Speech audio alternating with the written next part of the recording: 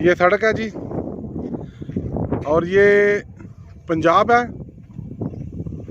और ये है सिंध का इलाका।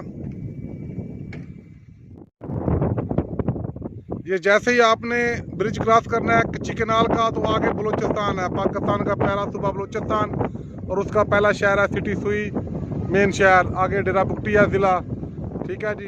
अस्सलामुअलैकुम जी, हम आ गए हैं ख्वाबों की सरजमीन बलूचिस्तान में, दाखिल होने लगे हैं। दाएं तरफ सिंध है, बाएं तरफ पंजाब है, और जिधर ये गाड़ी जा रही है ये बलूचिस्तान है, बल्कि ये इधर से आ रही है। ठीक है जी।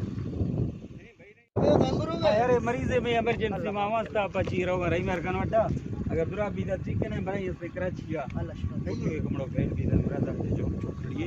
ये आप देख रहे हैं जी, ये मेरे बहुत ही प्यारे दोस्त हैं आलम बुगटी साहब, और पंजाब सिंध बलूचिस्तान बॉर्डर पे अचानक इनसे मुलाकात हो गई है। ये किसी ज़रूरी काम से जा रहे हैं, इंशाल्लाह वापस आएंगे तो इनसे हाल अहवाल होगा। बहुत शुक्रिया जी।